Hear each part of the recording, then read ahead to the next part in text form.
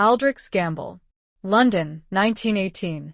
Beatrice Langley, wandering along the Thames at dusk, caught echoes of laughter that faded into a whispered Private Samuel Green, a voice emerging from the mists of war. Chapter 1. The Whispers on the Thames. The Thames, on an evening in late October 1918, was a ribbon of liquid mercury, reflecting the bruised colors of the twilight sky. Beatrice Langley, her worn leather gloves clutching the cold stone of the embankment, leaned against the parapet, watching the slow, deliberate churn of the water. London, even after 4 years of war, still held a strange, fractured beauty. The grand buildings, some scarred by Zeppelin raids, stood defiant against the encroaching dusk, their silhouettes stark against the fading light. But the beauty felt hollow. A brittle shell over a city, holding its breath. Beatrice closed her eyes, letting the damp chill of the river air seep into her bones. She was 37, a widow these past 2 years, though the grief felt both ancient and shockingly fresh. Her husband, Charles, a major in the Royal Artillery, had fallen at the Somme, his death a single line in a telegram that had shattered the carefully constructed normalcy of her life. She'd kept the telegram, of course, folded and refolded until the paper was soft and thin, tucked away in a drawer with his letters, a testament to a love that had been both ordinary and extraordinary. A love that had, she now realized, kept her tethered to a life she no longer recognized. A burst of laughter, high and carefree, startled her. It came from a group of young women, their arms linked, strolling along the embankment. They were dressed in the vibrant, almost defiant colors that had become fashionable a reaction, perhaps, to the relentless grayness of war. Their laughter, though, was a sound from another world, a world before the casualty lists and the rationing and the constant, gnawing fear. A world Beatrice struggled to remember.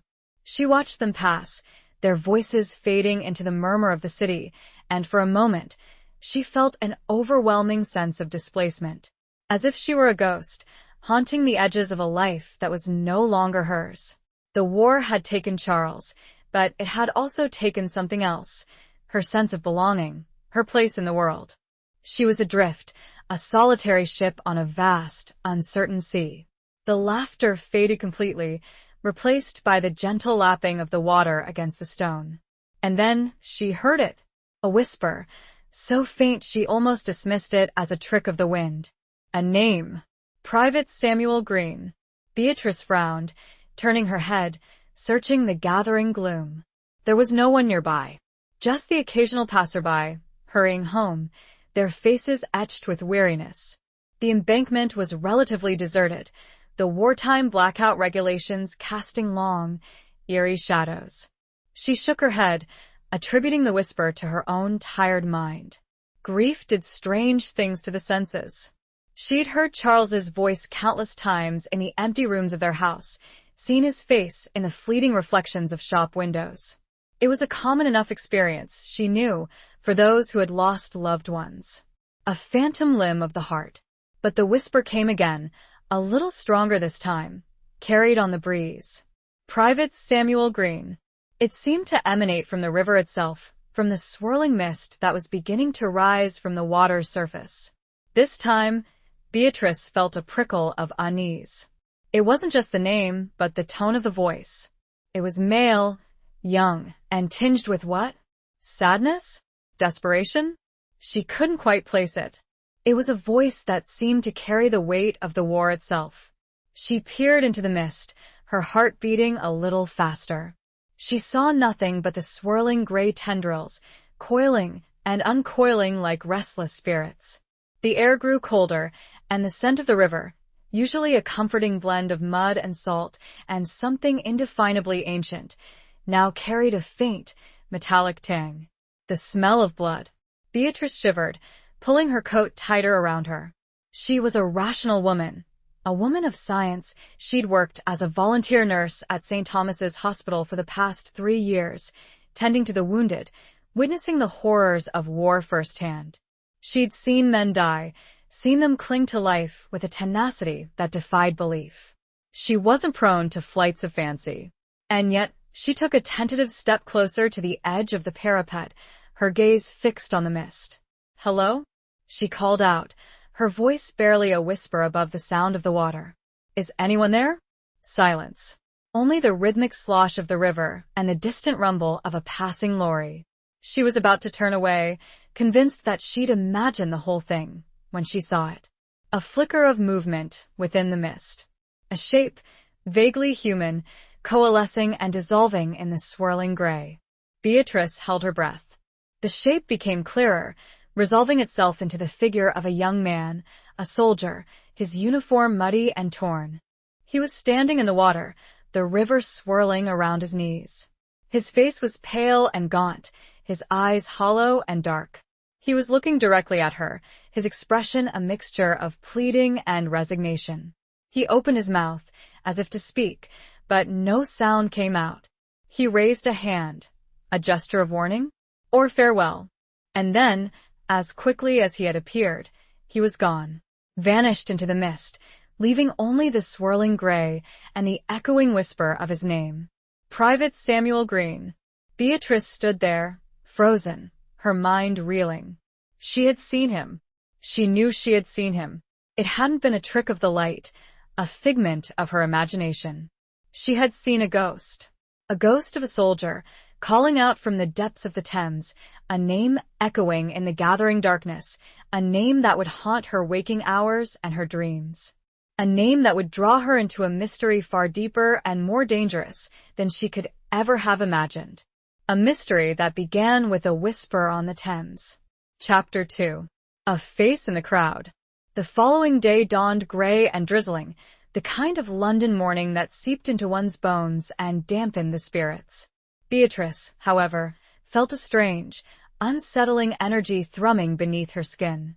Sleep had eluded her, the image of the soldier in the Thames replaying itself endlessly in her mind. The whisper of his name, Private Samuel Green, echoed in her ears, a persistent, unanswered question. She tried to focus on her work at St. Thomas's.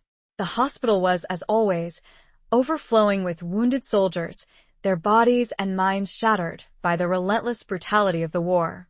The air was thick with the smells of antiseptic, blood, and unwashed bodies.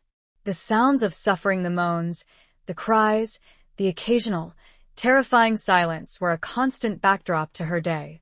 Normally, Beatrice found a grim solace in her work.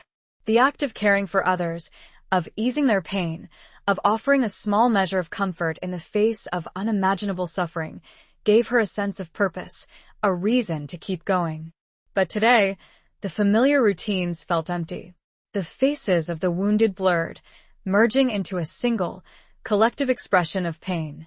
Her hands moved mechanically, dressing wounds, administering medication, offering words of encouragement, but her mind was elsewhere, back on the embankment, with the ghostly figure in the mist.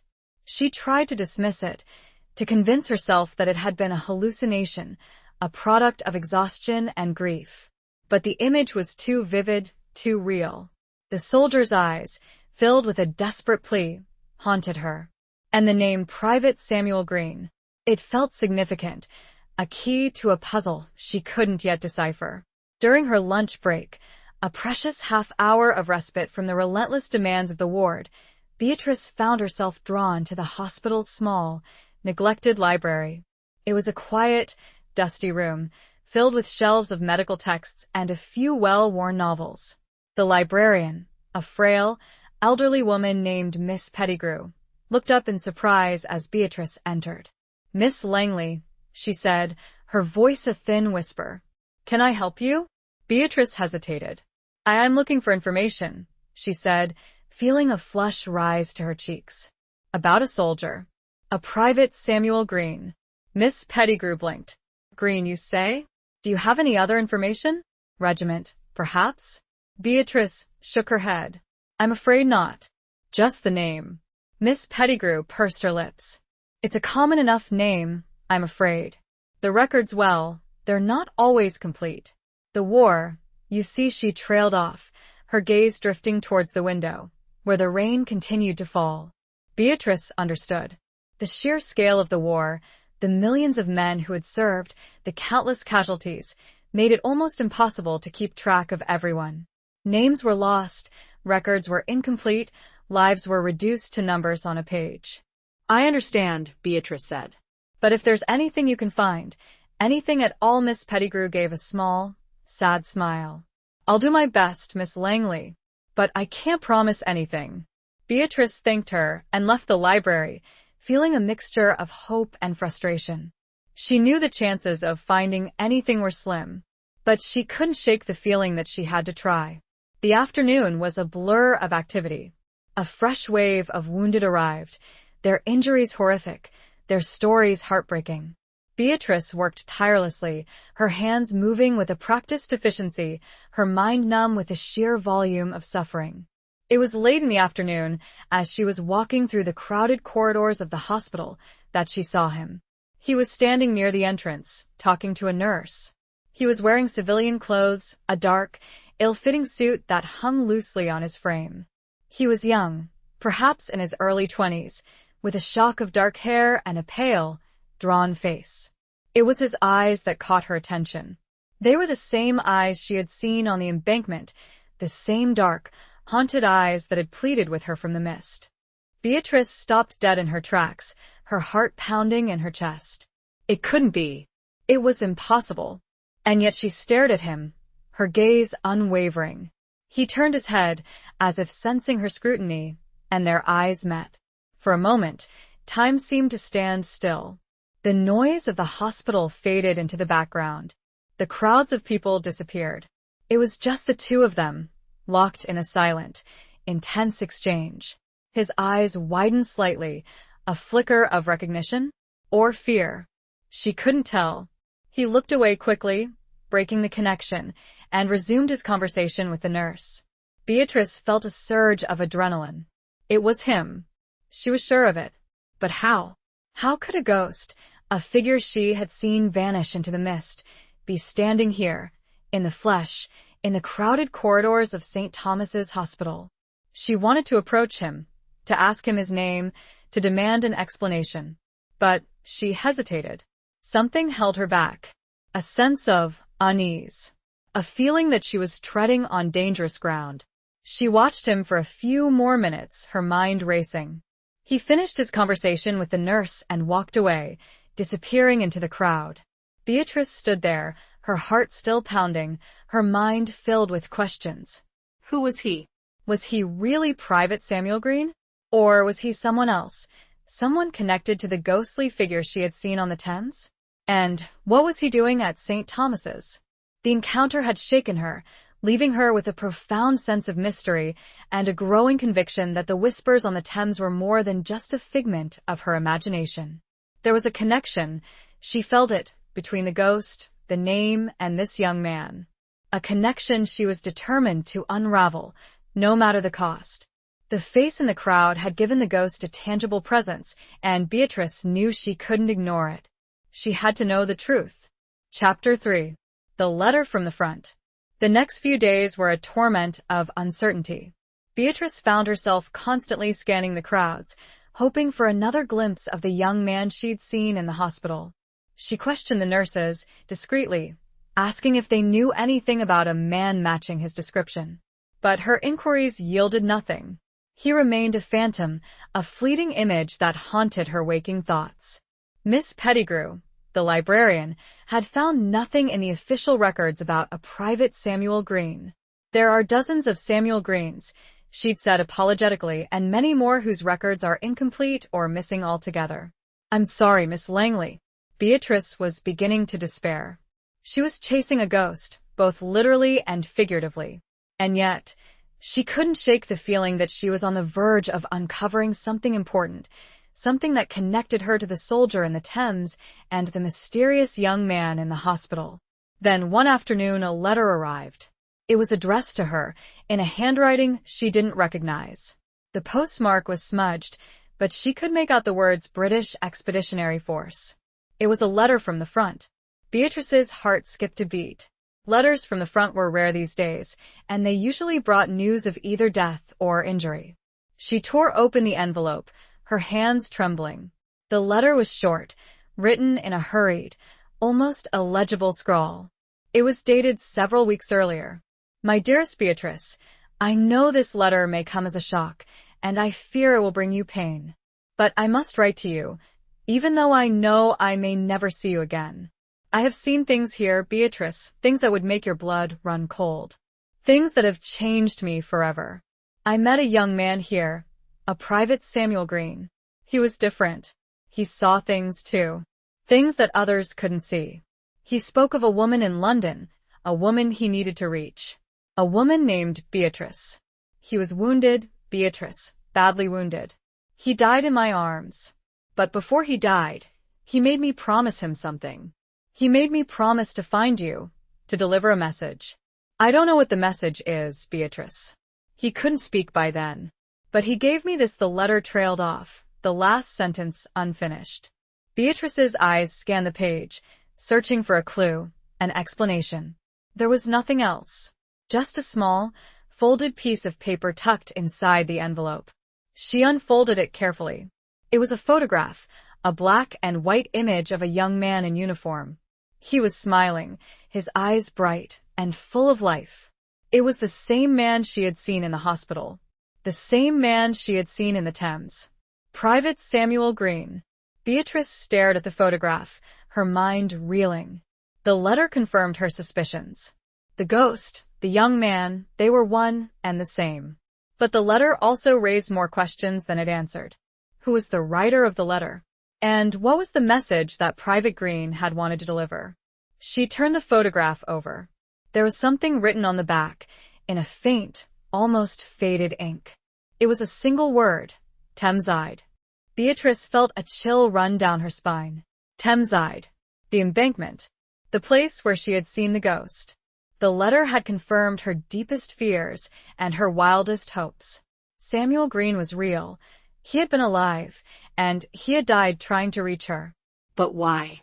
What was so important that he'd entrusted a dying message to a stranger, a message that had somehow, miraculously, found its way to her? She clutched the photograph and the letter to her chest, her mind racing. She had a name, a face, and a single, cryptic word. It wasn't much, but it was a start. She had to find out more. She had to unravel the mystery of Private Samuel Green and the message he had died trying to deliver. The letter from the front was a lifeline, a thread leading her into the unknown. And she was determined to follow it, wherever it might lead. The rain outside had stopped, and a sliver of sunlight broke through the clouds, illuminating the photograph in her hand. A promise, it seemed, whispered from the grave. Chapter 4. Shadows of the Past. The word Thameside echoed in Beatrice's mind, a constant reminder of the mystery that consumed her. She returned to the embankment that evening, drawn by an invisible force, a need to understand, to connect with the ghost of Private Samuel Green. The river was calm tonight, the water a dark, reflective surface mirroring the lights of the city. The mist was absent, replaced by a crisp, clear air that carried the scent of autumn leaves and distant coal fires. Beatrice walked along the parapet, her gaze searching the water, the shadows, the faces of the few people who passed by. She felt a sense of anticipation, a feeling that she was close to something, to an answer, to a revelation. She stopped at the spot where she had seen the ghost, the place where she had heard the whisper of his name. She closed her eyes, trying to recapture the feeling, the presence, the desperate plea in his eyes. But there was nothing. Only the silence of the river and the distant hum of the city. Beatrice sighed, a wave of disappointment washing over her. She was beginning to doubt herself, to wonder if she was chasing shadows, pursuing a fantasy born of grief and exhaustion. She was about to turn away when she noticed something. A small, almost imperceptible inscription carved into the stone of the parapet. It was barely visible, worn by time and weather, but she could make out the letters, SGBL. Beatrice's heart skipped a beat. SG. Samuel Green?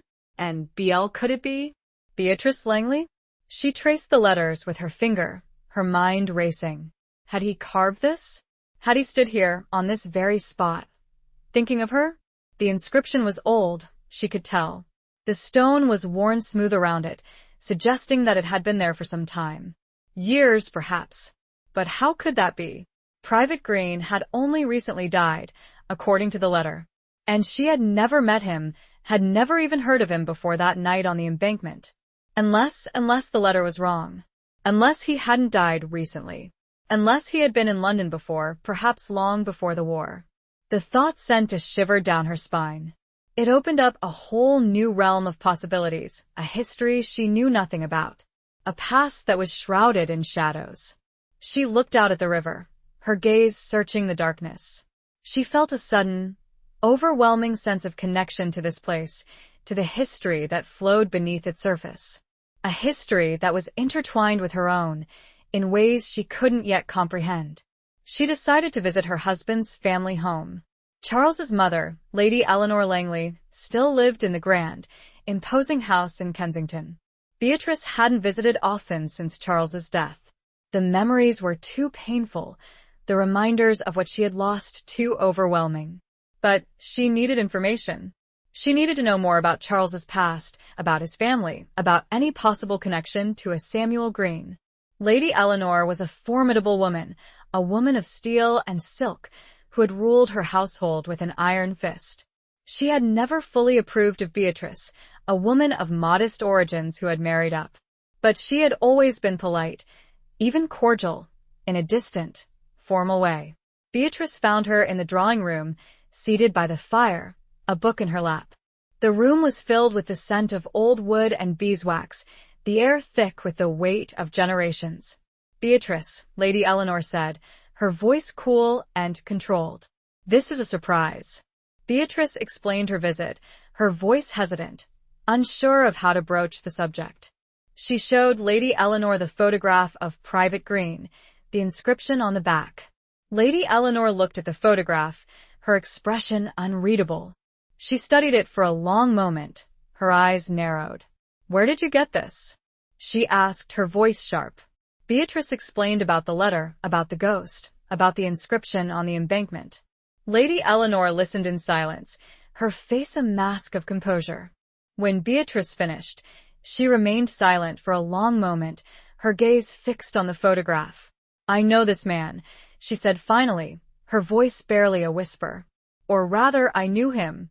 He was a friend of Charles's. A long time ago." Beatrice's heart leaped. A friend? What was his name? "Samuel Green," Lady Eleanor said. "He was a troubled young man. He came from a difficult background." She hesitated, as if reluctant to say more. "He and Charles were close for a time. They spent a lot of time together, down by the river. But then something happened. Samuel disappeared. We never heard from him again." "Disappeared?" Beatrice asked. "What do you mean?" Lady Eleanor sighed. "It was a long time ago, Beatrice. Before the war. Before you and Charles, it's best left forgotten." But Beatrice couldn't let it go. "Please, Lady Eleanor," she said. "I need to know. It's important." Lady Eleanor looked at her, her eyes filled with a mixture of pity and something else. Something that looked like fear. "Very well," she said finally. "But I warn you, Beatrice, some things are best left buried. The past, it can cast a long shadow." She took a deep breath and, with visible reluctance, began to unfold a story of youthful friendships, forbidden love, and a betrayal that had shattered lives and echoed down through the years. A story that would reveal a connection between Charles and Samuel that Beatrice had never suspected, a connection that would change everything she thought she knew about her husband, her marriage, and herself. The shadows of the past were deepening, revealing secrets that had been hidden for years, secrets that threatened to unravel the present. Chapter 5. The Secret Meeting. Lady Eleanor's revelation had left Beatrice reeling. The story she told, a tale of youthful indiscretion and a subsequent cover-up, painted a picture of Charles that was far removed from the honorable, steadfast soldier she thought she knew. According to Lady Eleanor, Samuel Green and Charles had been involved in a clandestine affair, a relationship that was both passionate and deeply forbidden in the rigid social confines of Edwardian England.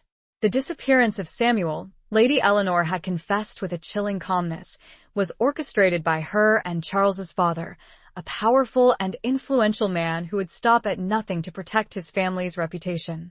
Samuel had been paid off, threatened, and sent away to America, they believed, though they had never confirmed it.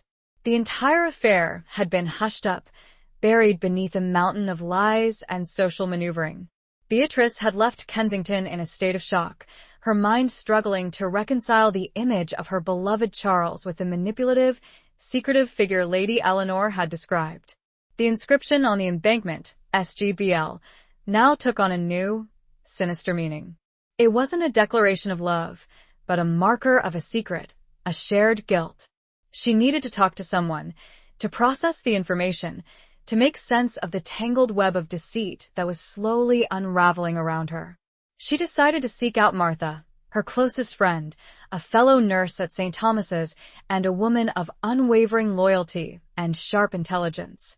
Martha lived in a small, cluttered flat in Bloomsbury, a haven of books, art, and intellectual discourse. She greeted Beatrice with a warm embrace and a cup of strong tea. Beatrice poured out her story, recounting Lady Eleanor's revelations, the letter from the front, the ghost on the Thames, and the unsettling encounter with the living Samuel Green at the hospital. Martha listened patiently, her brow furrowed in concentration. When Beatrice finished, she remained silent for a moment, stirring her tea. "It's a tangled web, indeed," she said finally, "and a dangerous one. You're dealing with powerful people, Beatrice, people who have a vested interest in keeping the story buried." "I know," Beatrice said, "but I can't let it go. I need to know the truth. For Samuel, for myself, and for Charles." Martha nodded. "I understand. But you need to be careful. You need to be discreet." They discussed the possibilities, the various scenarios that could explain Samuel's reappearance. Had he returned from America? Had he somehow survived the war, despite the letter's claim of his death? And what was his motive? Revenge? Or something else? "The key," Martha said, "is to find out what happened to him after he left England. We need to trace his movements, to find out if he ever returned, and if so, when." They decided to start by investigating the shipping records, searching for any mention of a Samuel Green traveling from America to England in the years leading up to the war. It was a long shot, but it was the only lead they had. Martha, with her connections in the War Office, a distant cousin who worked in the records department, promised to make some discreet inquiries. In the meantime, Martha said, "You need to be careful. If Samuel is alive, and if he's the man you saw at the hospital, he may be in danger. And you, by association, may be in danger as well." They arranged a secret meeting, a place where they could discuss their findings without fear of being overheard. They chose a small, unassuming tea room in Soho, a place frequented by artists and writers, a place where anonymity was almost guaranteed. "Meet me there tomorrow afternoon," Martha said. "And bring the photograph. We may need it." Beatrice agreed. She left Martha's flat feeling a renewed sense of purpose, but also a growing sense of unease. The secret meeting was necessary, but it also highlighted the danger she was facing. She was stepping into a world of shadows and lies, a world where the truth was a dangerous commodity. As she walked home through the darkening streets, she felt a prickle of fear on the back of her neck. She glanced over her shoulder, but saw nothing. Just the usual crowds of people hurrying home, their faces obscured by the gloom. But the feeling persisted. The feeling that she was being watched. The feeling that she was no longer alone. The feeling that the shadows were closing in. And as she quickened her pace, a sudden, chilling thought struck her. Perhaps Samuel Green wasn't the only ghost haunting her. Perhaps the past, in all its ugly, complicated forms, was coming back to claim her, too. The weight of unseen eyes was heavy, and the city, once familiar, now felt like a labyrinth of hidden dangers. Chapter 6. Promises Made in the Dark. The tea room in Soho was a dimly lit, smoky haven, filled with the murmur of conversation and the clinking of cups. Beatrice arrived early, securing a small table in a secluded corner. She clutched the photograph of Samuel Green, her fingers tracing the edges of the worn image, a tangible link to the mystery that consumed her. Martha arrived a few minutes later, her face drawn and serious. She carried a thick folder under her arm. "I've found something," she said, her voice low, barely audible above the din of the tea room. "But it's not good news." Beatrice's heart sank. She had hoped for a breakthrough, a clue that would lead her closer to the truth. But Martha's expression suggested otherwise. Martha opened the folder, revealing a collection of documents, shipping records, passenger lists, military records. "I managed to pull some strings," she said. "My cousin in the War Office was reluctant, but helpful. He found a record of a Samuel Green traveling from New York to Liverpool in 1914, just a few months before the war broke out." Beatrice's breath caught in her throat. So he had returned. But why? And why had he enlisted? "But that's not all," Martha continued. "He enlisted under a false name. Samuel Greenlee. He served in the well, it's unclear. The records are deliberately vague. But it seems he was involved in some kind of special operations. Intelligence work, perhaps." Beatrice felt a chill run down her spine. Intelligence work. Spies. The world of shadows and deceit was growing darker, more dangerous. And then Martha hesitated. He was reported missing in action. Presumed dead. In 1916, the same year Charles died. Beatrice stared at her, her mind reeling. Samuel had been alive, he had been in England, he had been involved in something secretive, and he had disappeared just like Charles. The parallels were too striking to be coincidence. "But I saw him," Beatrice said, her voice shaking. "At the hospital. He was alive." Martha nodded. "I believe you. But the official records say he's dead. Which means either the records are wrong, or he's living under another identity. And if that's the case, he's in even greater danger." They looked at each other, the gravity of the situation sinking in. They were dealing with something far bigger, far more complex than they had initially imagined. They were caught in a web of lies, secrets, and betrayals that stretched back years, a web that had ensnared both Charles and Samuel, and now, Beatrice herself. "We need to find him," Beatrice said, her voice firm, despite the fear that gnawed at her. "We need to find out what happened, what he was involved in, and why he's hiding." Martha agreed. "But we need to be extremely careful. We don't know who we can trust. We don't know who's watching us." They spent the next hour poring over the documents, searching for any clue, any hint, that might lead them to Samuel.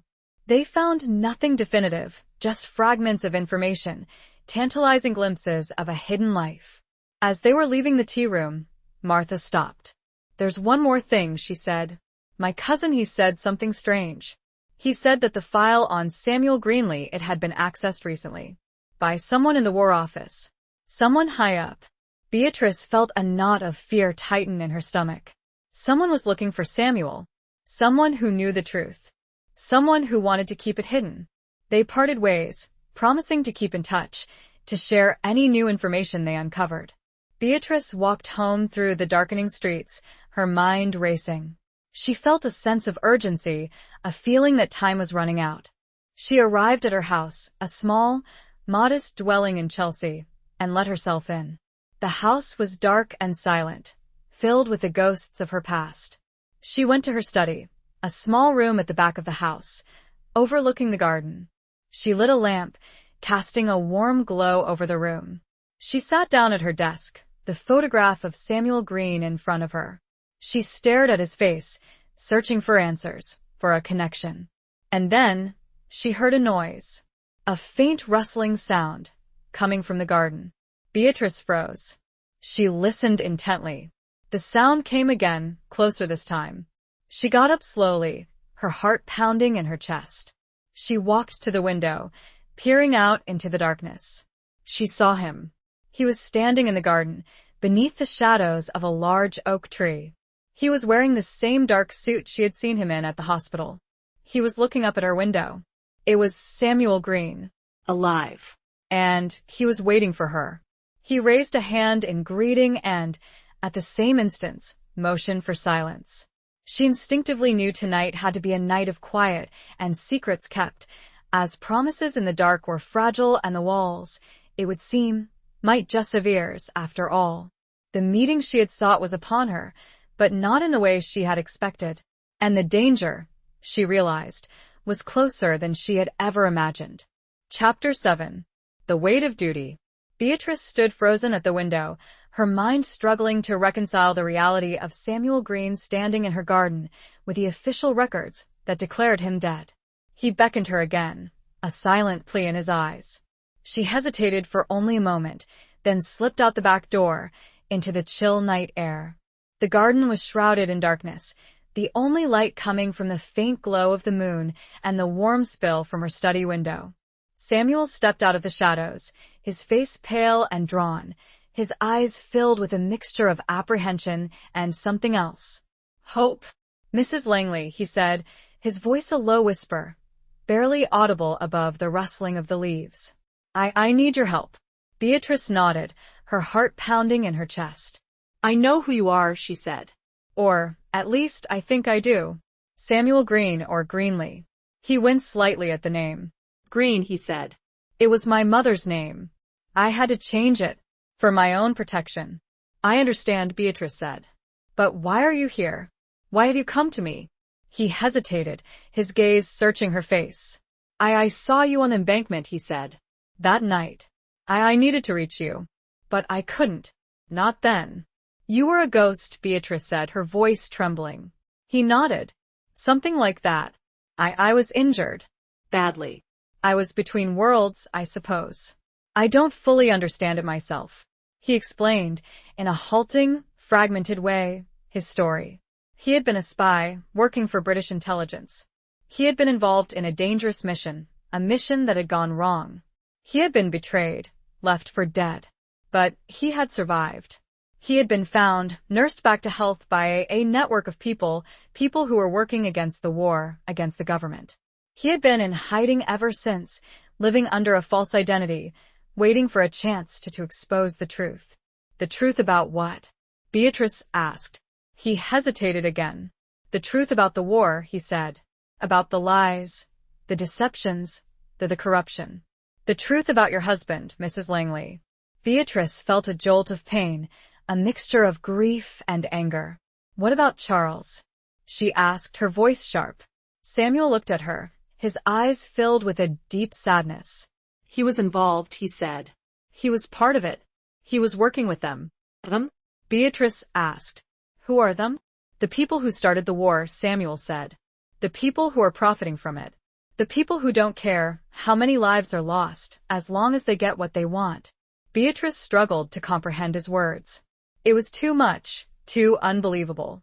Charles, her beloved Charles, a traitor? A conspirator? I don't believe you, she said, her voice shaking. Samuel sighed. I know it's hard to accept, he said. But it's true. I have proof.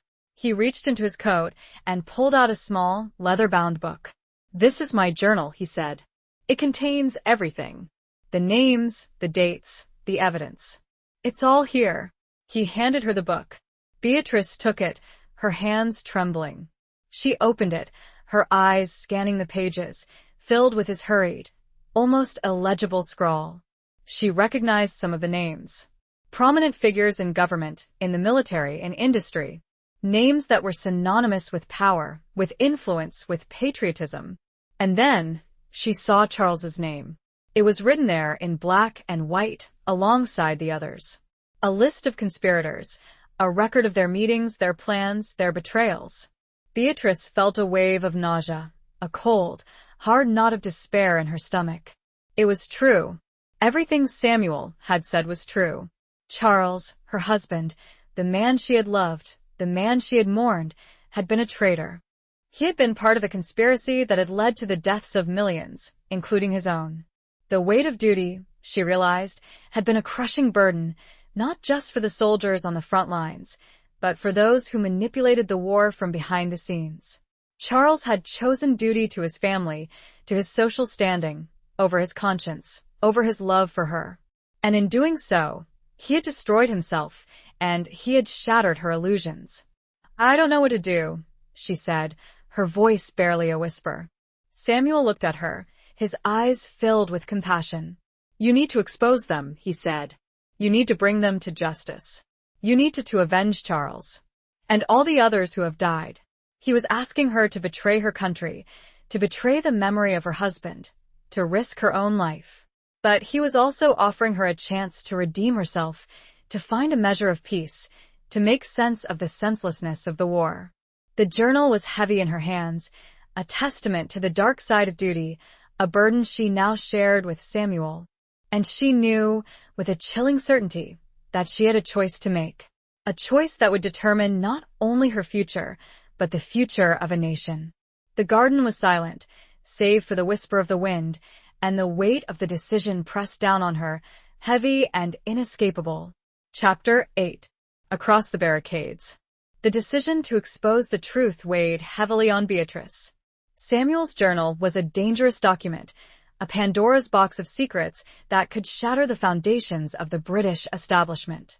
She spent the next few days poring over its pages, reading and rereading Samuel's meticulous notes, his damning evidence against a network of powerful men who had manipulated the war for their own gain. She confided in Martha, sharing the contents of the journal, seeking her advice, her support. Martha was shocked, horrified, but also determined. "We have to do something," she said. "We can't let them get away with this. We owe it to the millions who have died, to the future generations." But they knew it wouldn't be easy. They were up against powerful forces, people who would stop at nothing to protect their secrets. They needed a plan, a strategy. They decided to seek out someone they could trust, someone with influence, someone who could help them bring the truth to light. They considered various options: journalists, politicians, even members of the royal family. But each option presented its own risks, its own challenges. Then, Martha had an idea.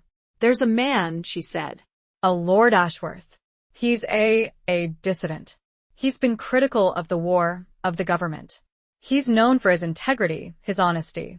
He might be willing to help us." Lord Ashworth was a controversial figure, a member of the aristocracy who had spoken out against the war, against the jingoism, against the senseless slaughter. He had been ostracized by his peers, vilified by the press, but he had remained steadfast in his beliefs. Beatrice was hesitant. Approaching a man like Lord Ashworth was risky. He was a public figure, under constant surveillance. But Martha was convinced he was their best hope. "He's our only chance," she said. "We have to try." They arranged a meeting, a clandestine rendezvous in a secluded corner of Hyde Park. They chose a rainy afternoon, hoping the weather would deter any potential eavesdroppers. Beatrice and Martha arrived early, their hearts pounding with a mixture of fear and anticipation. They waited beneath the dripping branches of a large oak tree, their eyes scanning the park for any sign of Lord Ashworth.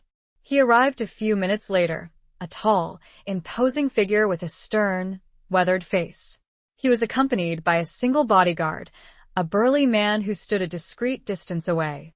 Beatrice and Martha introduced themselves, explaining their situation, their discovery of Samuel's journal.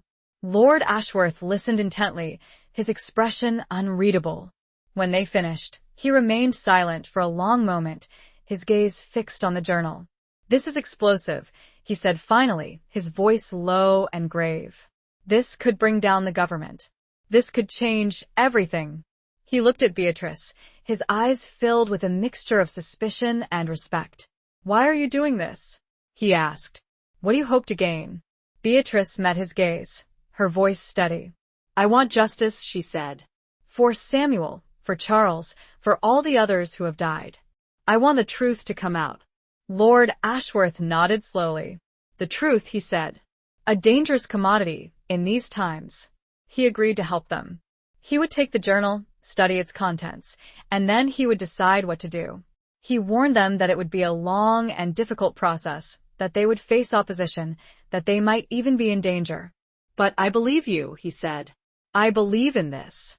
And I will do everything in my power to help you bring these criminals to justice." They parted ways, promising to stay in touch. Beatrice and Martha returned to their lives, to their work at the hospital, but they were no longer the same. They were now part of something bigger, something dangerous, something that could change the course of history. Beatrice continued to meet with Samuel, secretly, in the darkness of her garden. He was still wary, still afraid, but he was also hopeful. He had entrusted her with his journal, with his life, and he believed in her. Their relationship deepened, evolving beyond the initial connection of shared grief and shared purpose. They found solace in each other's company, a comfort in the shared burden of their secret.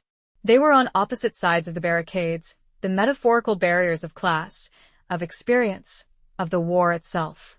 He was a soldier, a spy, a man haunted by his past. She was a widow, a nurse, a woman caught in a web of deceit. But they were also kindred spirits, united by a common goal, a common desire for justice, for truth. They were drawn to each other, across the divides, across the darkness, by a force that was both powerful and forbidden. A whispered conversation, a shared glance, a fleeting touch of hands, these were the small, precious moments that sustained them, that gave them the strength to carry on. The war had created the chasm between them, but it was also the very thing that drew them together, a paradox that neither of them could fully understand, but both of them felt deeply.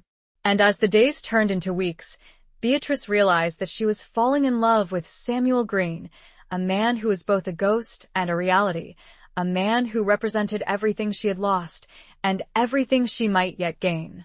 Chapter 9. The Hospital of Lost Hopes. St. Thomas's Hospital, once a place of healing, now felt like a crucible of Beatrice's conflicting emotions. The constant influx of wounded soldiers, their shattered bodies and haunted eyes, served as a stark reminder of the war's devastating cost, a cost that Samuel's journal laid bare in chilling detail. Each patient she tended, each life she fought to save, reinforced her determination to expose the truth, even as the danger to herself and Samuel grew. The hospital also became a place of clandestine meetings, stolen moments with Martha, where they whispered updates, plotted strategies, and shared their fears. The ever-present threat of discovery added a layer of tension to their already fraught lives. One afternoon, while tending to a young soldier with a severe head wound, Beatrice overheard a conversation between two senior doctors. They were discussing Lord Ashworth, their voices hushed and disapproving. "He's a troublemaker," one of them said. "A traitor. He should be locked up." "He's got powerful friends, though," the other replied. "It's not that simple." Beatrice's heart sank. Lord Ashworth was under scrutiny, which meant they were, too. The net was tightening. She sought out Martha, relaying the conversation she'd overheard. Martha's face paled. "We need to warn him," she said. "And we need to be even more careful." They decided to contact Lord Ashworth immediately, arranging another secret meeting, this time in a different location, a small, abandoned church on the outskirts of London. The church was a desolate, crumbling structure, its stained glass windows shattered, its pews covered in dust. It was a fitting symbol of the broken world they inhabited, a world where faith and hope had been shattered by the war. Lord Ashworth arrived, his face grim, his bodyguard even more vigilant than before. "I've been followed," he said, his voice low. "They know I'm involved. They're watching me." He had studied Samuel's journal, he said, and he was convinced of its authenticity. He had already begun to make discreet inquiries, contacting allies in Parliament, journalists he trusted. "But it's a dangerous game," he said. "We're up against powerful enemies. They will stop at nothing to silence us." He proposed a plan. He would leak the information gradually, strategically, using his contacts in the press to expose the conspiracy piece by piece. He would also seek support from within Parliament, from those who were disillusioned with the war, with the government. "It will take time," he said. "And it will be risky. But we have to do this. We have to expose them." Beatrice and Martha agreed. They were committed to seeing this through, no matter the cost. As they were leaving the church, Beatrice noticed something. A small, flickering light in the shadows of the altar. She moved closer, her heart pounding. It was a candle, burning beneath a small, faded icon of the Virgin Mary. Someone had been here, recently. Someone had lit the candle, perhaps in prayer, perhaps in hope. Beatrice felt a surge of emotion, a mixture of sadness and determination. The church, despite its desolation, still held a spark of faith, a glimmer of hope. And she, too, would hold on to that hope, that faith, that belief in the power of truth. She returned to her work at the hospital, her resolve strengthened. She tended to the wounded, comforted the dying, offered what solace she could in the face of unimaginable suffering. But her thoughts were also with Samuel, with Lord Ashworth, with the dangerous path they had chosen. She knew the risks, the dangers, but she was no longer afraid. She had found her purpose, her mission. One evening, as she was leaving the hospital, she saw him. Samuel. He was standing across the street, in the shadows, watching her. She hurried towards him, her heart leaping with a mixture of joy and apprehension. He smiled, a faint, weary smile. "I had to see you," he said, "to make sure you were all right." They walked together, silently, through the darkening streets. They reached a small, secluded park and sat down on a bench beneath the sheltering branches of a large tree. "I'm afraid," Beatrice confessed, her voice trembling. "For you, for us, for what might happen." Samuel took her hand, his touch warm and reassuring. "I know," he said. "But we're in this together. We have to be strong. We have to believe." He looked at her, his eyes filled with a deep, unspoken emotion. And in that moment, Beatrice knew that she loved him. She loved him not just for his courage, his determination, but for his vulnerability, his pain, his humanity. She loved him for the ghost he had been, and for the man he was now. A man who had lost everything, and who was fighting to regain it. He leaned in and kissed her. A gentle, tentative kiss, a promise of hope in the midst of despair. A kiss that sealed their bond, their shared destiny. The hospital, with its sorrows and secrets, had brought them together, and in the heart of its despair, they had found a fragile, flickering flame of love. A love born of war, of loss, of shared purpose. A love that might just save them both. Chapter 10. Echoes of Gunfire. The kiss lingered in Beatrice's memory, a fragile spark of hope amidst the growing darkness. Her relationship with Samuel had deepened, evolving into a love that was both passionate and profoundly comforting. They met whenever they could, stealing precious moments in the secluded corners of London, sharing their fears, their hopes, their dreams. But the danger was ever present. Lord Ashworth's efforts to expose the conspiracy were meeting with resistance, with threats, with violence. One of his allies in Parliament had been found dead, an apparent suicide, though Lord Ashworth suspected foul play. The echoes of gunfire, both literal and metaphorical, were growing louder. The war, though nearing its end, still raged on, claiming lives, shattering bodies, destroying hope. And the secret war, the war within the war, was escalating, threatening to consume everything in its path. Beatrice found herself increasingly drawn to the memories of Charles, not with the same rose-tinted nostalgia as before, but with a new, clearer understanding. She reread his letters, searching for any hint of the man he had become, the man he had hidden from her. She found subtle clues, veiled references to his duty, to his obligations, to his responsibilities. She saw now that these were not just patriotic platitudes, but coded messages, hints of his involvement in the conspiracy. She felt a mixture of anger, betrayal, and pity. He had been trapped, she realized, caught in a web of his own making, a web spun from ambition, from social pressure, from a misguided sense of loyalty. One evening, while working late at the hospital, Beatrice received a message from Samuel. He needed to see her urgently. She met him in their usual spot, the small park near her house.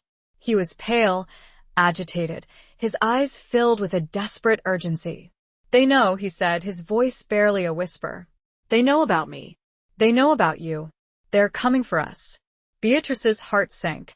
She had known this moment might come, but she had hoped, desperately, that it wouldn't. "What do we do?" she asked, her voice trembling. "We have to run," Samuel said. "We have to disappear. We have to leave England." The thought of leaving everything behind, her home, her friends, her work, was terrifying. But she knew he was right. They had no choice. They made plans, hastily, desperately. They would travel separately, to avoid suspicion. They would meet in a small coastal town, a fishing village in Cornwall where they had friends, a network of people who could help them escape. They would leave the following night. Beatrice returned to her house, her mind racing. She packed a small bag, taking only the essentials: clothes, money, Samuel's journal. She looked around her house, at the familiar objects, the photographs, the mementos of her life. She felt a wave of sadness, a sense of loss. She was leaving everything behind, everything she had known, everything she had loved. But she was also leaving behind the lies, the deceit, the betrayal. She was starting a new life, a life with Samuel, a life built on truth, on love, on hope. She wrote a letter to Martha, explaining her decision, her destination. She sealed it and left it on her desk to be delivered after she had gone. She spent the rest of the night with Samuel, holding him close, cherishing every moment. They spoke of their future, of their dreams, of the life they would build together, far away from the war, from the shadows, from the echoes of gunfire. As dawn approached, they said goodbye. A silent, tearful farewell, a promise to meet again, a hope that they would survive. Beatrice left her house, walking through the deserted streets of London, her heart heavy with sorrow, but also light with anticipation. She was leaving behind the ghosts of her past, and she was stepping into an uncertain, but hopeful, future. A future with Samuel. A future where love, not war, would dictate their destiny. The echoes of gunfire still rang in her ears, but they were fading, replaced by the faint, hopeful sound of the sea, a sound that promised a new beginning, a new life, a new love, a new chapter. Chapter 11. The Spy Among Us. Beatrice's journey to Cornwall was fraught with anxiety. Every stranger's glance, every overheard conversation, every delay felt like a potential threat. She traveled by train, changing lines multiple times, using a false name, a fabricated story about visiting a sick relative. She kept Samuel's journal hidden beneath her clothes, a constant, heavy reminder of the danger she carried. The coastal town, when she finally arrived, was a small, windswept village clinging to the cliffs above a turbulent sea. The air was thick with salt and the cries of gulls. It felt a world away from London, from the war, from the conspiracy. But Beatrice knew that the danger was still present, lurking beneath the surface, like the treacherous currents that swirled beneath the waves. She found the safe house, a small, unassuming cottage tucked away on a narrow, winding lane. It was occupied by an elderly couple, Mary and John, friends of Samuel's, members of his network. They greeted her with warmth and kindness, offering her food, shelter, and a much-needed sense of security. "Samuel will be here soon," Mary said, her voice reassuring. "He's just making arrangements." Beatrice waited, anxiously, for Samuel's arrival. She spent the days exploring the village, walking along the cliffs, watching the waves crash against the rocks. The natural beauty of the landscape was a balm to her soul, a temporary respite from the fear and uncertainty that consumed her. But the nights were difficult. She lay awake, listening to the wind howling outside, her mind racing with worries, with doubts, with fears. She missed Samuel, desperately. She longed for his touch, his voice, his presence. One evening, as she was sitting by the fire with Mary and John, she heard a knock at the door. Her heart leaped with anticipation. It had to be Samuel. But when John opened the door, it wasn't Samuel who stood there. It was a stranger, a man in a dark coat, his face obscured by the shadows of the night. "I'm looking for Beatrice Langley," he said, his voice cold and menacing. Beatrice felt a surge of terror. They had found her. Mary stepped forward, her voice surprisingly firm. "There's no one here by that name," she said. "You must have the wrong address." The man pushed past her, his eyes scanning the room. He saw Beatrice, sitting by the fire, her face pale with fear. "There she is," he said. "Beatrice Langley. You're coming with me." John stepped in front of Beatrice, protectively. "Get out of here," he said. "You're not welcome." The man pulled out a gun, pointing it at John. "I won't ask again," he said. Where is Samuel Green? Beatrice knew she had to do something. She couldn't let them hurt John and Mary. He's not here, she said, her voice trembling. I don't know where he is. The man smiled, a cruel, knowing smile.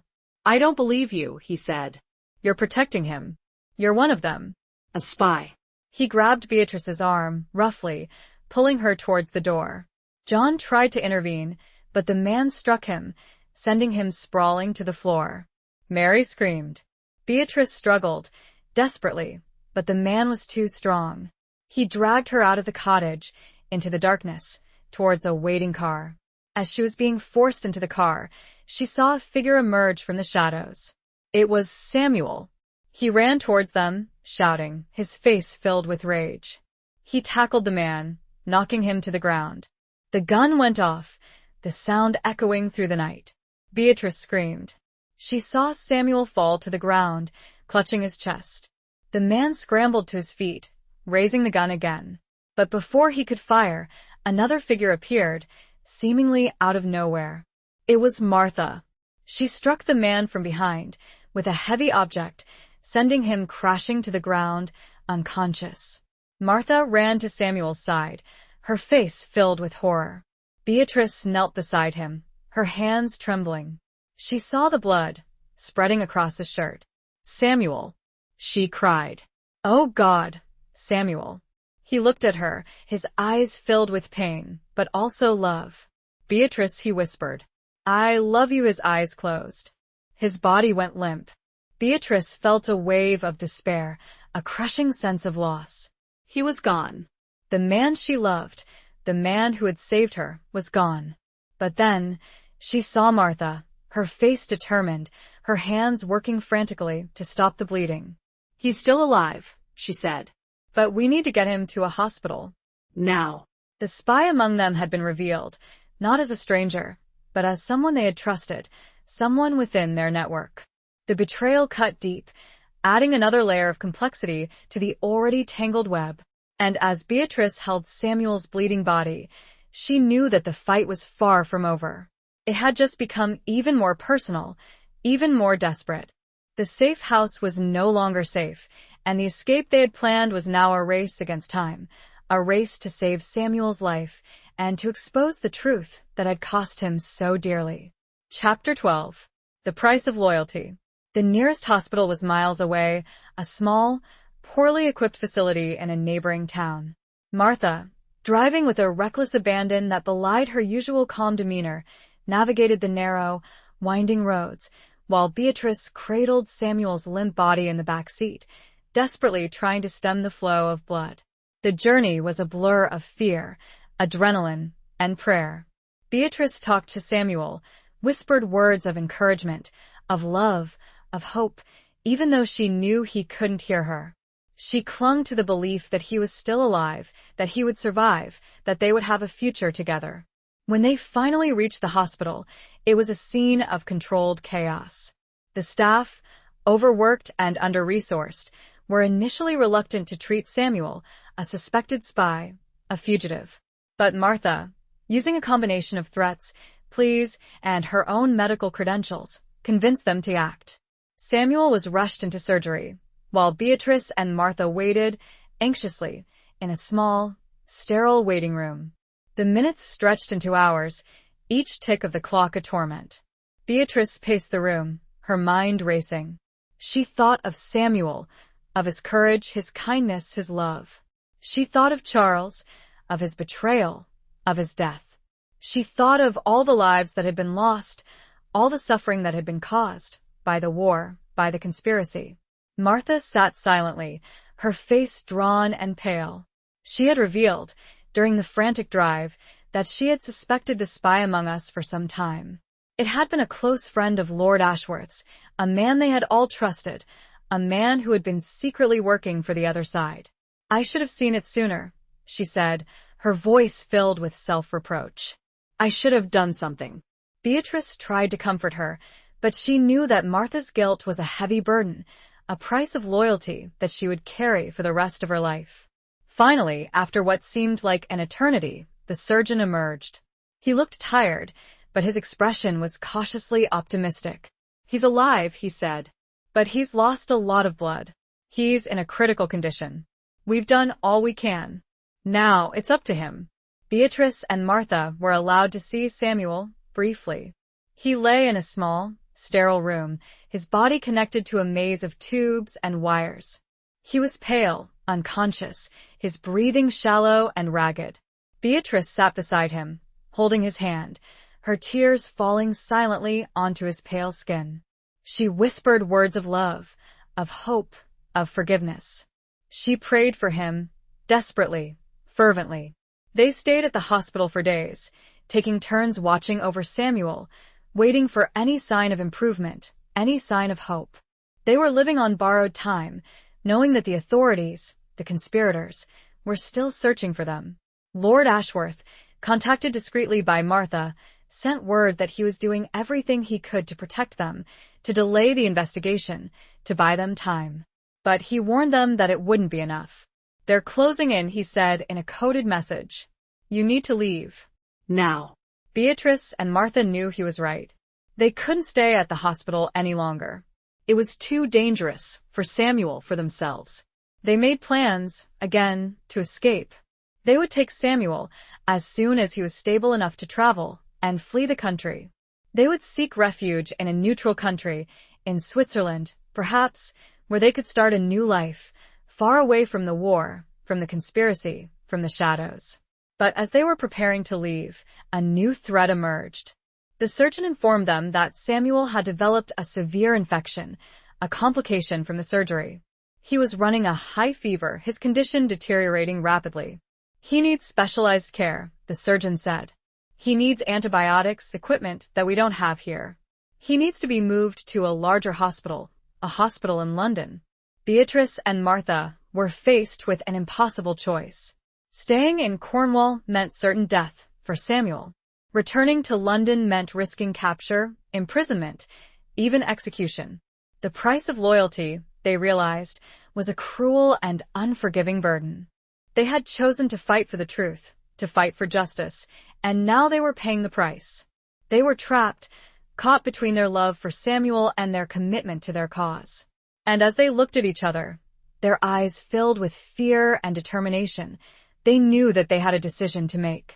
A decision that would determine not only their future, but Samuel's very survival.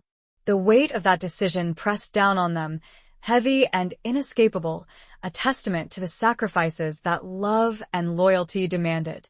Chapter 13. A stolen moment. The decision to return to London was a gamble, a desperate throw of the dice.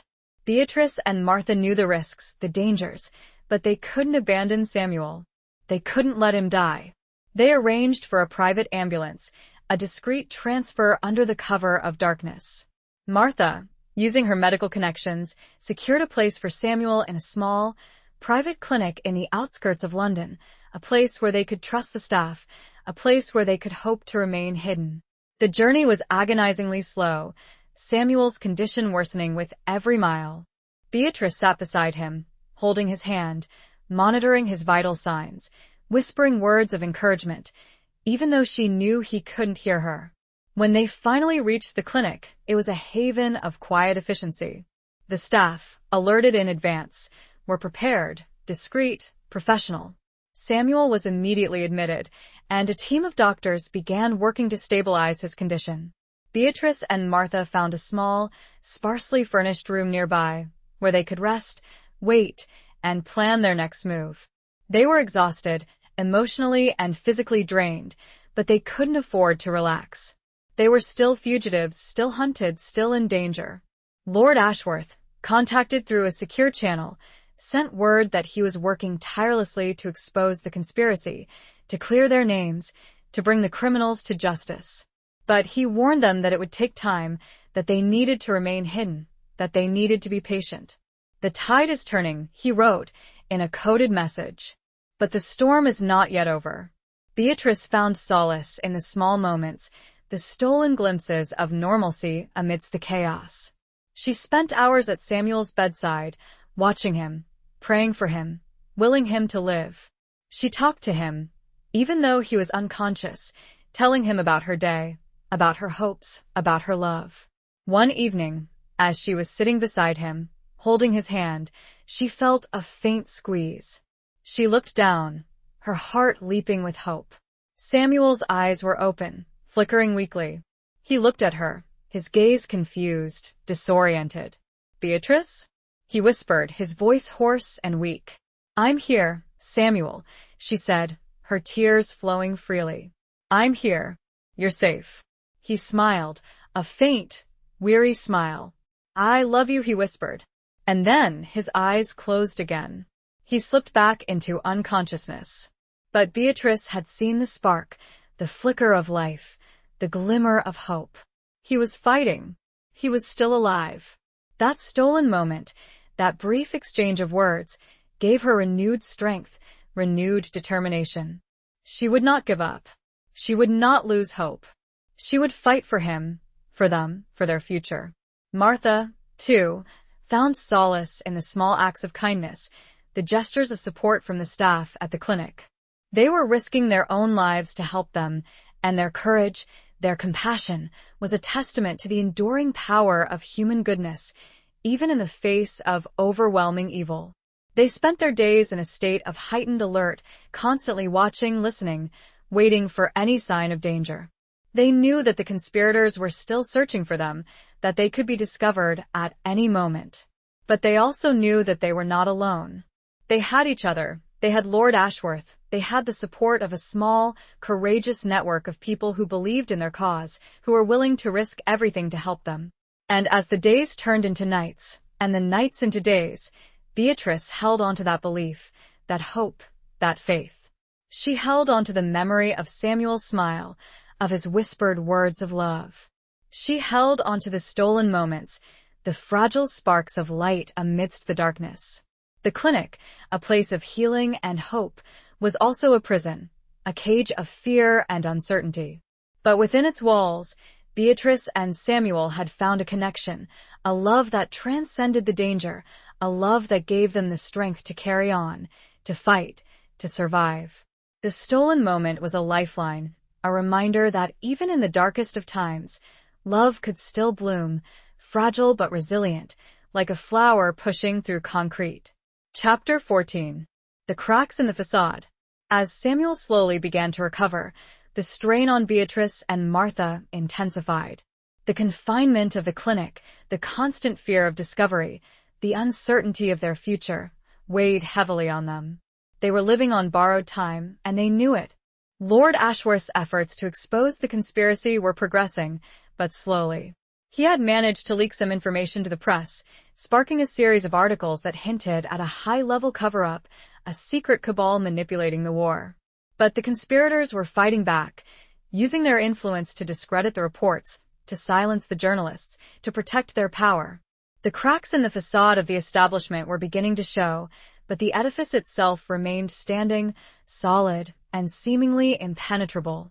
Beatrice found herself increasingly frustrated, restless, impatient. She wanted to do more, to act, to strike back at the people who had caused so much suffering, so much death. She began to investigate, discreetly, within the clinic itself. She questioned the staff, subtly, probing for any information, any hint of the conspiracy's reach. She discovered that the clinic, while seemingly independent, had ties to a powerful, influential family, a family that was known for its war profiteering, its political connections. She suspected that the clinic was being used unknowingly by most of the staff as a conduit for funds, for information, for other, darker purposes. She shared her findings with Martha, who was initially skeptical, but then intrigued. "We need to be careful," Martha said. "We can't accuse anyone without proof. But if you're right, this could be a significant breakthrough. This could be the key to exposing them." They decided to gather more evidence, to document their findings, to build a case that they could present to Lord Ashworth. They worked together, secretly, meticulously, piecing together the fragments of information, the clues, the hints. They discovered a hidden room, a locked office, that was used by the clinic's administrator, a man named Mr. Henderson, a man who was known for his secrecy, his aloofness. They suspected that the office contained evidence, documents, records that would link the clinic to the conspiracy. But how to get inside? Beatrice, drawing on her experience as a nurse, devised a plan. She would use her access to the clinic supplies, her knowledge of the staff's routines, to create a diversion, a distraction, that would allow Martha to slip into the office unnoticed. It was a risky plan, dangerous, but they had no other choice. They had to take the chance. One evening, as the clinic was winding down for the night, Beatrice put her plan into action. She created a minor emergency, a fabricated incident that required the attention of most of the staff, including Mr. Henderson.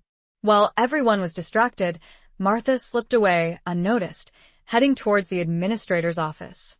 She carried a small set of tools, lock-picks, that she had acquired from a contact of Lord Ashworth's. Beatrice waited, anxiously, her heart pounding in her chest. She monitored the situation, ready to intervene, to create another distraction, if necessary. The minutes ticked by, slowly, agonizingly. Finally, Martha returned, her face pale but triumphant. "I got it," she said, her voice trembling. "I got inside, and I found something. Something incredible." She had found a ledger, a detailed record of financial transactions that linked the clinic to a network of shell companies, offshore accounts, and known members of the conspiracy. It was the evidence they had been searching for, the smoking gun that would prove the clinic's involvement, that would expose the conspirators' financial dealings, their war profiteering. The cracks in the facade were widening, threatening to shatter the entire structure. Beatrice and Martha had taken a significant step, a dangerous leap of faith, and they had succeeded. But they knew that the fight was far from over. They still had to present the evidence to Lord Ashworth, to convince him to act, to bring the criminals to justice. The ledger was heavy with secrets, a testament to the greed and corruption that lay beneath the surface of the war, and Beatrice knew that the next step would be the most dangerous of all. The facade was crumbling, but the foundations of power were still strong, and the conspirators would not go down without a fight. Chapter 15. The Unraveling Truth. The ledger was a damning indictment, a meticulously detailed record of the conspiracy's financial machinations. Beatrice and Martha spent days poring over its pages, deciphering the coded entries, tracing the flow of money, identifying the key players. They presented their findings to Lord Ashworth, who was both shocked and elated. "This is it," he said, his voice filled with a mixture of grim satisfaction and righteous anger. "This is the evidence we need. This will bring them down." He immediately set to work, using his connections in Parliament, in the press, to expose the contents of the ledger, to reveal the conspiracy's financial dealings, their war profiteering. The reaction was swift and brutal. The conspirators, realizing that they were exposed, that their carefully constructed facade was crumbling, launched a counter-offensive. They used their influence to discredit Lord Ashworth, to smear his reputation, to accuse him of treason, of sedition. They used their power to suppress the media reports, to silence the journalists, to intimidate anyone who dared to speak out. But it was too late. The truth was out. The public, weary of the war, of the lies, of the corruption, began to demand answers, to demand justice. The cracks in the facade widened into fissures, threatening to topple the entire structure. Beatrice and Martha, despite the danger, continued to work with Lord Ashworth, providing him with additional information, with support, with encouragement. They were caught in a whirlwind of events, a maelstrom of political intrigue, of public outrage, of personal risk. Samuel, slowly recovering, was kept informed of the developments, his own story, his own experience, adding fuel to the fire. He was still weak, still vulnerable, but his spirit was strong, his determination unwavering. One evening, as Beatrice was visiting Samuel at the clinic, she received a message from Lord Ashworth. He needed to see her urgently. She met him at a prearranged location, a small, discreet coffee shop near Parliament. He looked tired, harried, but his eyes were burning with a fierce intensity. "They're making their move," he said, his voice low and urgent. "They're planning to arrest me, to silence me, to bury the truth. They're also coming for you, and for Martha, and for Samuel." Beatrice felt a surge of fear, but also a sense of resolve. She had come this far. She had risked everything. She would not back down now. "What do we do?" she asked. Lord Ashworth outlined a plan. He would go into hiding, temporarily, using his network of contacts to evade arrest. He would continue to leak information to the press, to rally support in Parliament, to fight the conspiracy from the shadows. Beatrice, Martha, and Samuel would also need to go into hiding, separately, to avoid detection. He had arranged for safe houses, for transport for escape routes, if necessary. "It's a dangerous game," he said. "But we have no choice. We have to fight them. We have to expose them. We have to win." They parted ways, quickly, discreetly. Beatrice returned to the clinic, her mind racing. She informed Martha of the situation, of Lord Ashworth's plan. They prepared to leave, hastily, secretly. They packed their belongings, gathered their resources, said their farewells to the staff, who had risked so much to help them. As Beatrice was leaving Samuel's room, he reached out and took her hand. He looked at her, his eyes filled with love, with gratitude, with a deep, abiding sadness. "I'm sorry," he said, his voice weak but firm. "I'm sorry for bringing you into this. I'm sorry for putting you in danger." Beatrice shook her head. "Don't be," she said. "I chose this. I chose you, and I would do it all again." She kissed him, a long, passionate kiss, a promise of hope, of love, of a future together. They separated, reluctantly, knowing that they might not see each other again for some time. They were going into hiding, into the shadows, to fight a war that was far from over. The unraveling truth had exposed the conspiracy, but it had also unleashed a new wave of danger, a new level of risk. Beatrice, Martha, Samuel, and Lord Ashworth were now fugitives, hunted by powerful enemies, fighting for their lives, for their freedom, for the future of their country. The ledger had been the key, but it had also opened a Pandora's box of betrayal, deceit, and violence. And as Beatrice stepped out into the darkness, she knew that the final battle was about to begin. A battle that would determine not only their fate, but the fate of a nation. Chapter 16. Letters Never Sent. The weeks that followed were a blur of clandestine meetings, coded messages, and constant movement. Beatrice, living under an assumed identity in a small, remote village in the Cotswolds, found herself consumed by a gnawing loneliness. The separation from Samuel, from Martha, from the fight itself, was a heavy burden. She spent her days walking the hills, exploring the countryside, trying to find solace in the beauty of nature. But her mind was always elsewhere, with Samuel, with Martha, with Lord Ashworth, with the ongoing struggle to expose the conspiracy. She received occasional news, smuggled to her through Lord Ashworth's network. The fight was intensifying. Public opinion was shifting, turning against the government, against the war. But the conspirators were clinging to power, using every means at their disposal to suppress the truth, to silence their critics. One day, a package arrived for Beatrice. It was from Martha. Inside, along with a brief, coded message updating her on the situation, was a small, worn leather-bound book. It was Charles's diary. Martha had found it, hidden in a secret compartment in Charles's old desk, during a daring raid on his family home, a raid orchestrated by Lord Ashworth's network. Beatrice hesitated to open it. She had made peace with Charles's betrayal, with his death, but she was also afraid. Afraid of what she might find, afraid of the pain it might cause. But she knew she had to read it.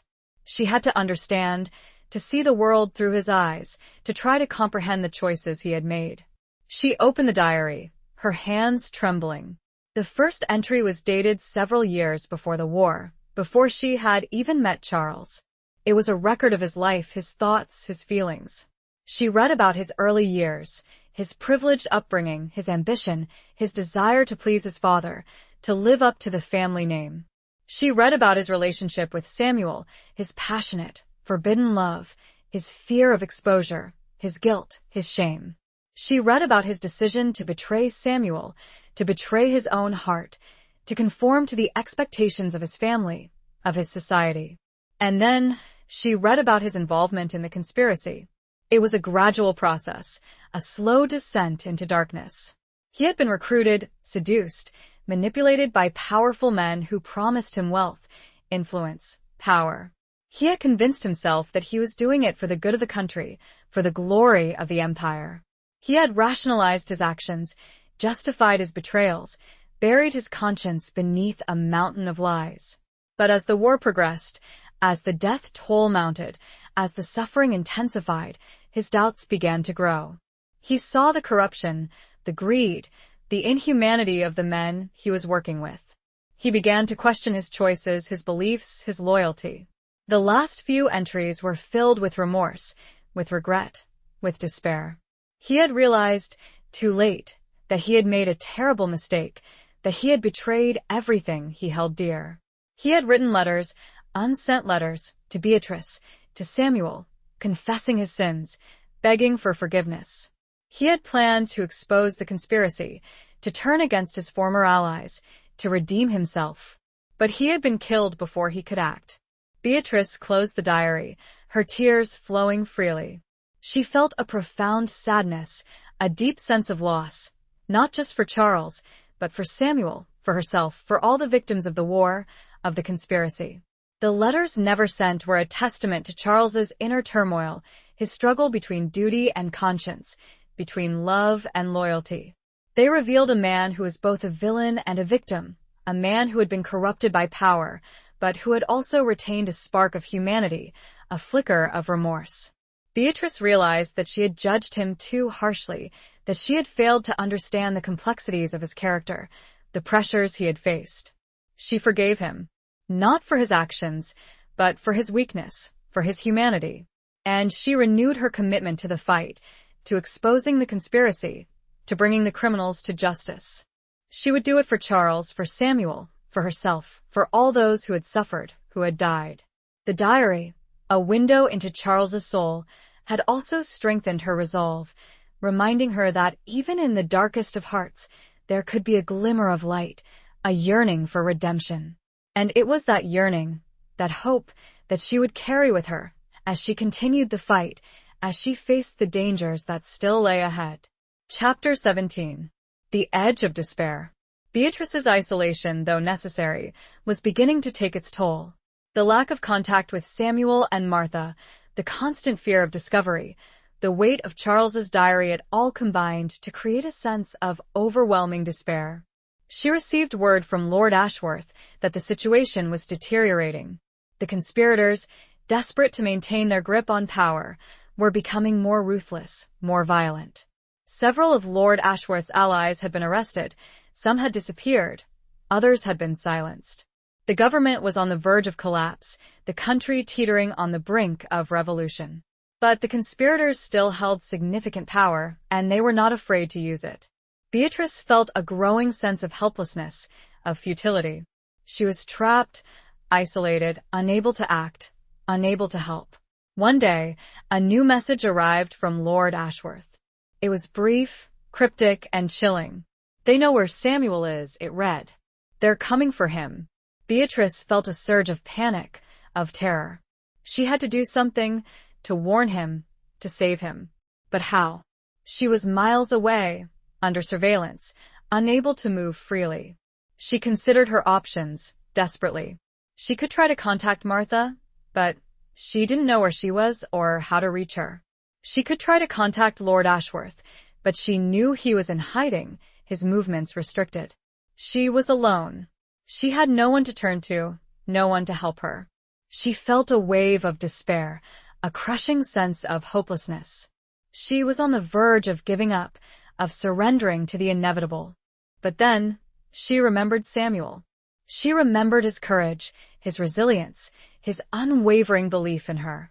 She remembered his love. She couldn't give up. She wouldn't give up. She had to fight. She had to save him. She made a decision, a reckless, desperate decision. She would go to him.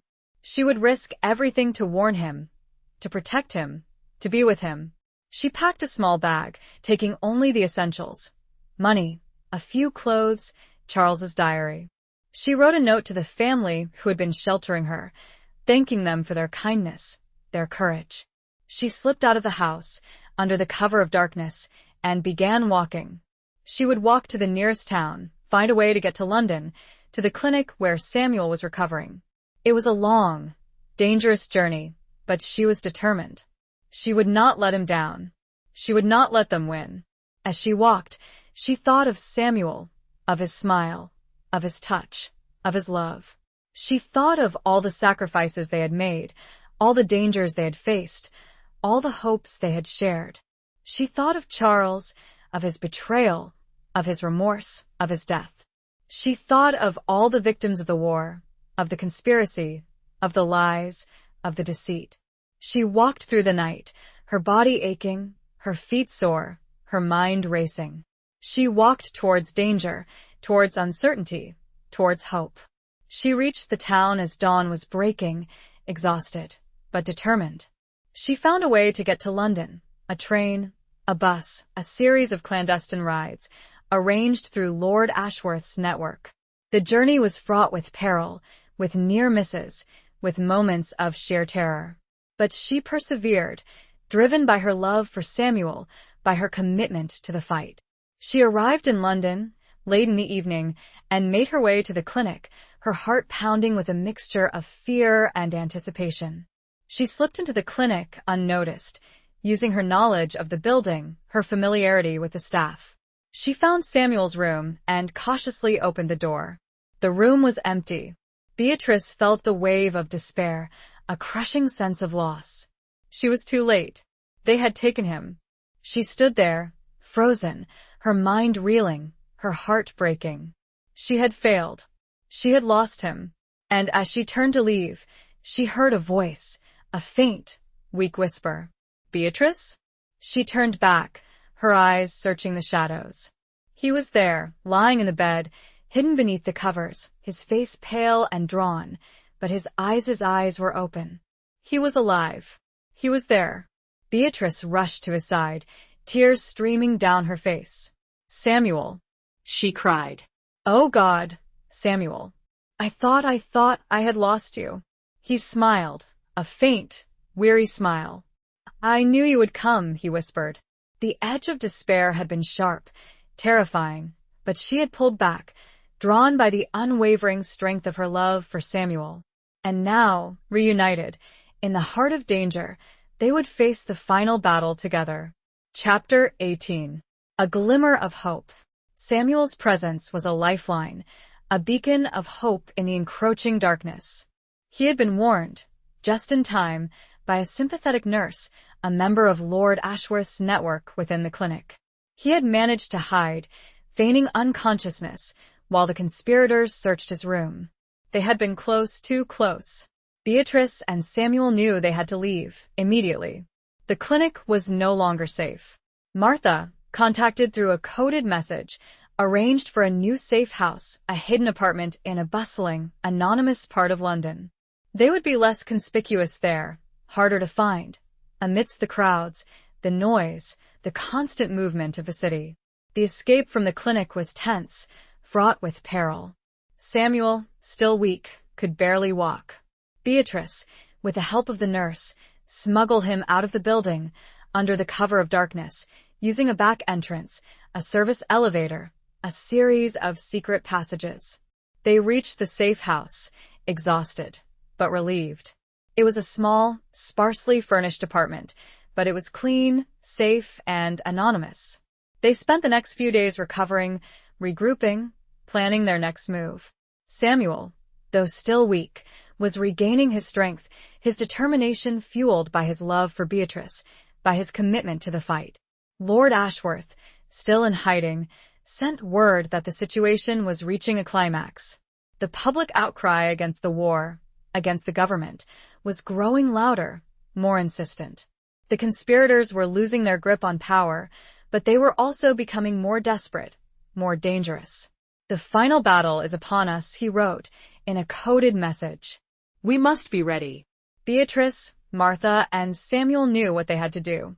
They had to expose the conspiracy, once and for all, to bring the criminals to justice, to end the war, to build a better future. They decided to use Charles's diary, along with the ledger from the clinic, as their final weapon. They would present the evidence to the public, to the world, to force the government's hand, to trigger a final reckoning. Martha, using her connections, arranged for a secret press conference, a clandestine gathering of journalists, dissidents, and allies within Parliament. It was a risky move, dangerous, but they had no other choice. They had to take the fight to the enemy, to expose them in the full glare of public scrutiny. The press conference was held in a hidden location, a disused warehouse on the outskirts of London. The atmosphere was tense, electric, charged with anticipation. Beatrice, Martha, and Samuel, along with Lord Ashworth, who had emerged from hiding for the occasion, presented their evidence, their testimonies, their stories. They spoke of the conspiracy, of the war profiteering, of the betrayals, of the deaths. They spoke of Charles, of Samuel, of themselves. They showed the diary, the ledger, the letters. They named names, revealed secrets, exposed lies. The reaction was immediate and overwhelming. The journalists, initially skeptical, were stunned by the weight of the evidence, by the sheer audacity of the conspiracy. The news spread like wildfire, across the country, across the world. The public outcry was deafening. The government, already teetering on the brink of collapse, was overwhelmed by the scandal. The conspirators, exposed, discredited, their power shattered, were forced to resign, to flee, to face the consequences of their actions. The war, finally, was coming to an end. Beatrice, Martha, and Samuel had won. They had fought the good fight. They had exposed the truth. They had brought down a corrupt regime. But the victory was bittersweet. They had lost so much, suffered so much, sacrificed so much. They had survived, but they were scarred, changed, forever marked by the war, by the conspiracy, by the darkness they had faced. The glimmer of hope had been hard-won, a fragile light emerging from the ruins of a shattered world. But it was there, shining brightly, a testament to their courage, their resilience, their love. And as they looked at each other, their eyes filled with a mixture of relief, gratitude, and a profound, abiding sadness, they knew that the healing process would be long and difficult, but they would face it together. They had found each other in the midst of chaos, and their love, forged in the crucible of war, would be their strength, their solace, their hope for the future. Chapter 19. The Long Road Home. The aftermath of the conspiracy's exposure was a period of tumultuous change. The government collapsed, replaced by a coalition of reformers, dissidents, and survivors. The war, finally, officially ended, the armistice signed, the guns falling silent. But the peace was fragile, uneasy. The country was scarred, broken, divided. The wounds of war, both physical and emotional, ran deep. The healing process would be long and difficult. Beatrice, Martha, and Samuel, hailed as heroes by some, vilified as traitors by others, found themselves caught in the cross-currents of public opinion.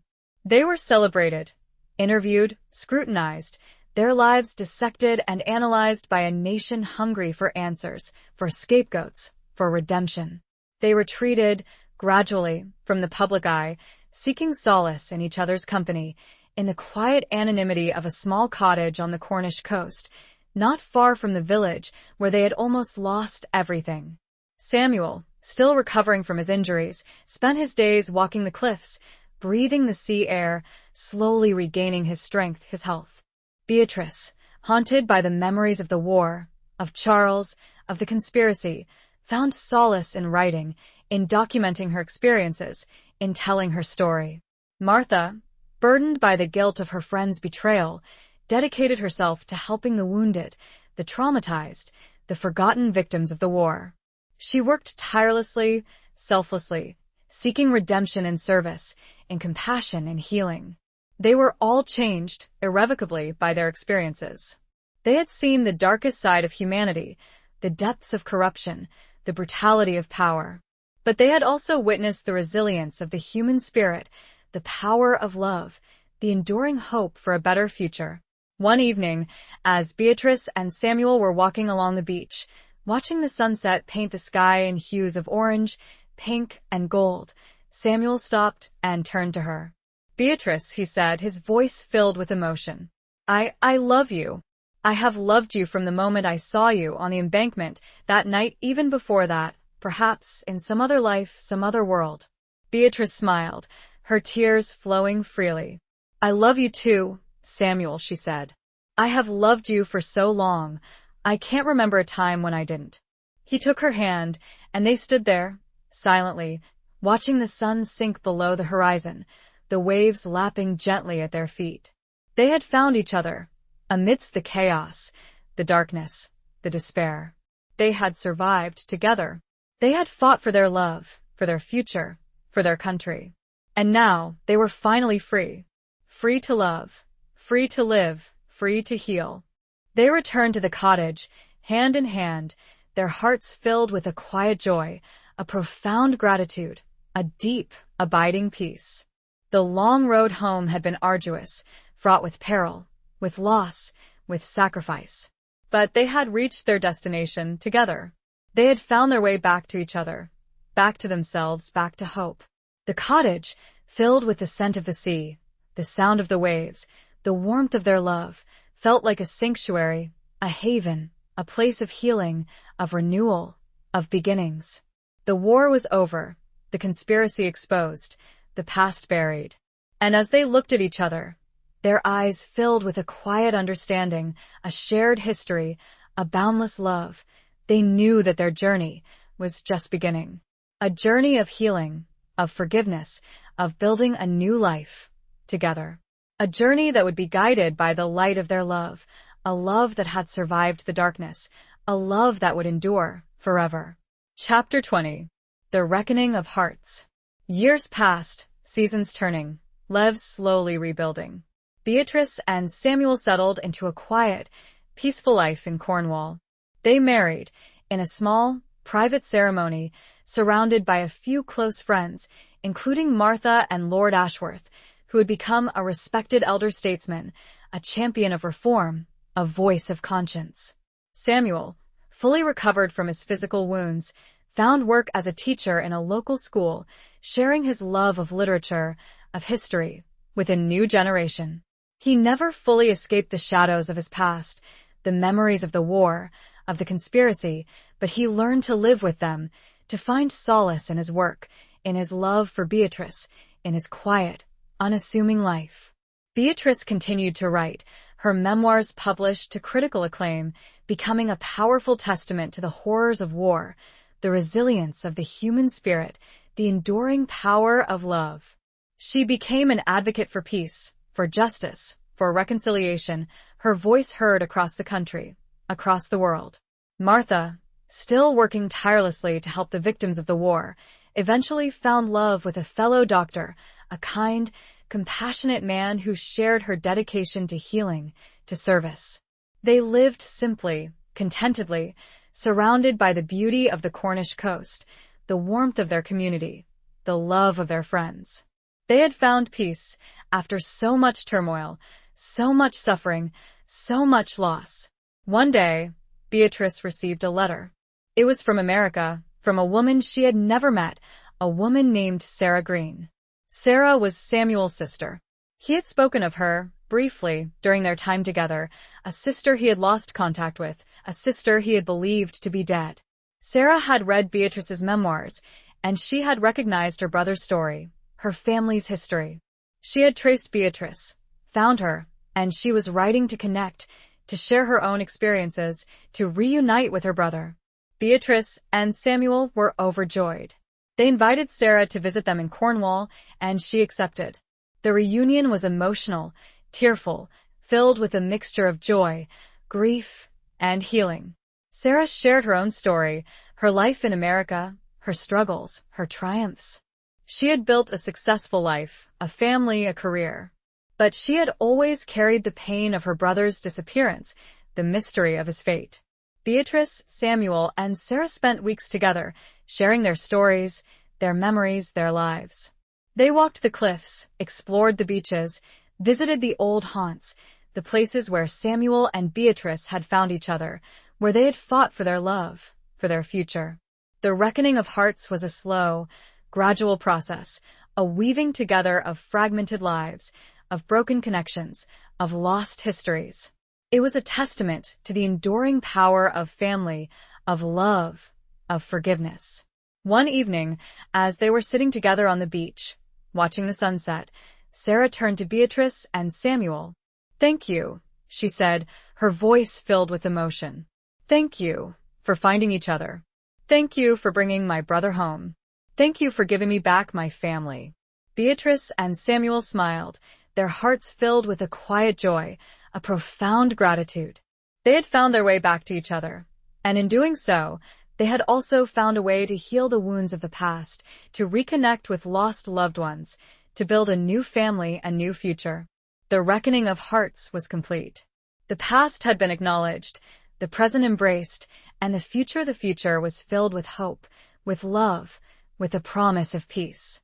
The Cornish coast, once a refuge from danger, was now a home, a sanctuary, a place where love had triumphed over adversity, where wounds had healed, and where a new chapter, a chapter filled with peace, with joy, with enduring love, had begun. Epilogue. The sea, a constant presence in their lives, whispered its timeless secrets to the shore. Beatrice, her hair now streaked with silver, stood on the cliffs, Samuel's arm around her waist, his presence a familiar comfort. Decades had passed since the war, since the conspiracy, since the days of fear and uncertainty.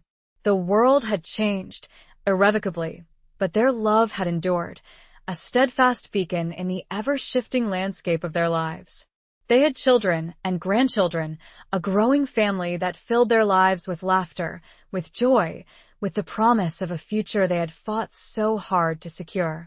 They had told their story, to their children, to their grandchildren, a story of courage, of resilience, of love, a story that would be passed down through the generations, a reminder of the past, a guide for the future.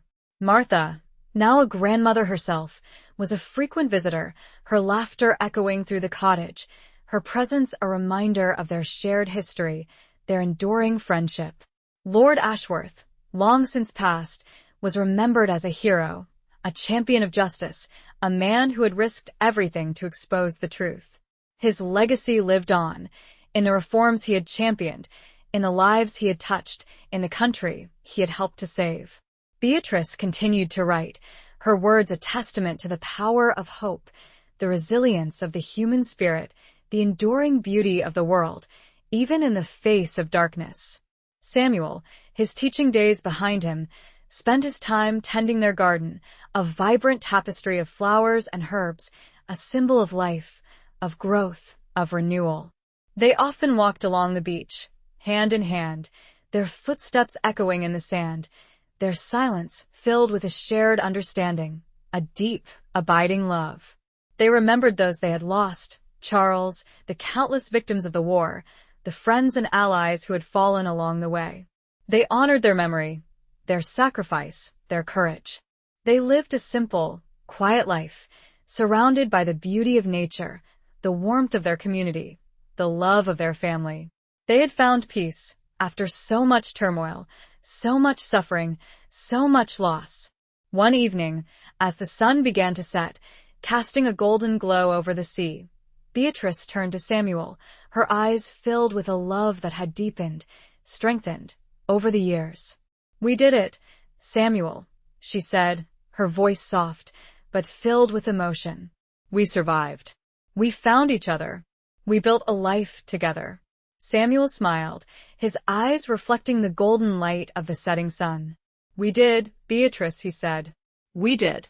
And it was all worth it. Every moment. Every sacrifice. Every tear." They stood there, together, silhouetted against a fiery sky, the sea whispering its ancient song, the wind carrying their love, their story, out into the world.